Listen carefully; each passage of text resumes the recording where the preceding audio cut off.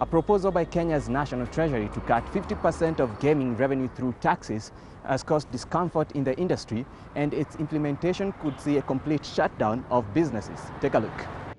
The Ministry of National Treasury has proposed a significant increase in tax on betting, gaming, lotteries and prizes. The ministry suggests that companies in this industry pay an uniform tax rate of 50% of all winnings from the current 5% on lottery turnover, 7.5% on betting revenue, 12% on gaming revenue, and 15% of total gross turnover on prize competitions. Tax experts at PwC says that the new proposal could see cumulative betting tax rise to 70%. It means that the aggregate amount of tax that that sector is going to bear relative to the other taxes is disproportionate. So if I was to compare now, in a prospective manner, the relative tax payments vis-a-vis the profits of the gaming sector, and I compare that with the manufacturing sector, the gaming sector, if these proposals go through, will be paying effectively double the tax that the other sectors pay.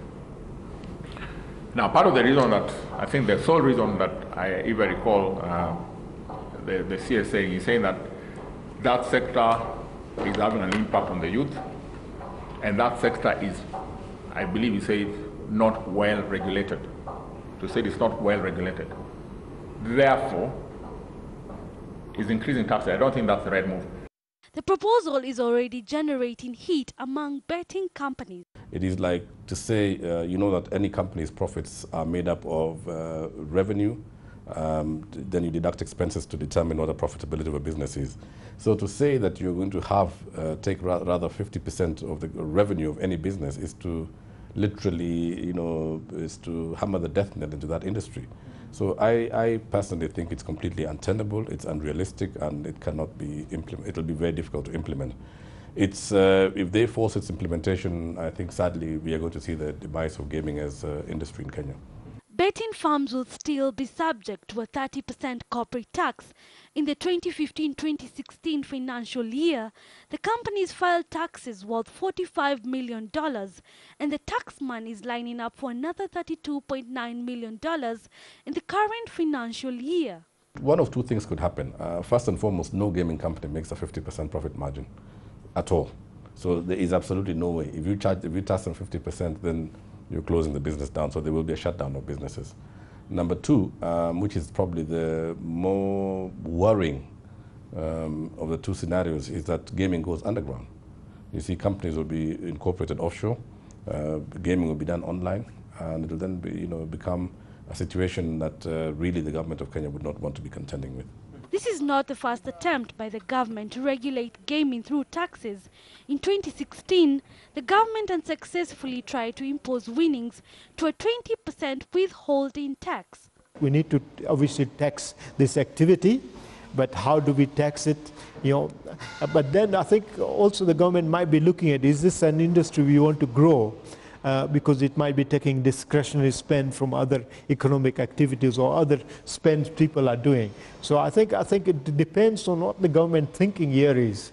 Yeah, but if it's an activity which is likely to continue, and if the government recognizes that, yes, this is part of the discretionary space people have, that, apart from doing other leisure activities, they might want to indulge in such type of activities as gambling or betting. Then I think they might have to come out with a way of saying, yes, we need to tax this, like we tax other drinks and other products. But whether 50% is the right way of, I think, is a deliberation and discussion which is to take place. Government's ambition to tax the industry is rooted on the recent betting craze in the country, which has seen sector gross revenue jump to 3 billion shillings as of January 2016, and is firmly set on a growth path over the next 5 years. Furthermore, a recent survey by Geopol found that 9 out of 10 Kenyan youth are active gamblers, spending an average $50 a month. What we discovered was that based on the interviews we had, a lot of income is received from parents and guardians. So we see that directly correlated to then how they spend their income.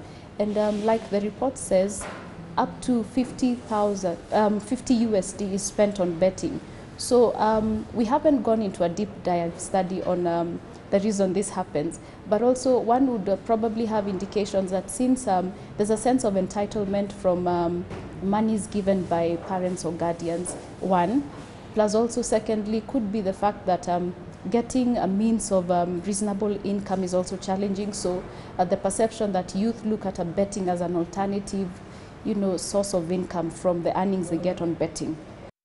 At the center of the growth of the betting industry's technology, mobile phones as well as online platforms have seen it move from an activity of the elite behind closed doors to an open spot for all looking to make quick money.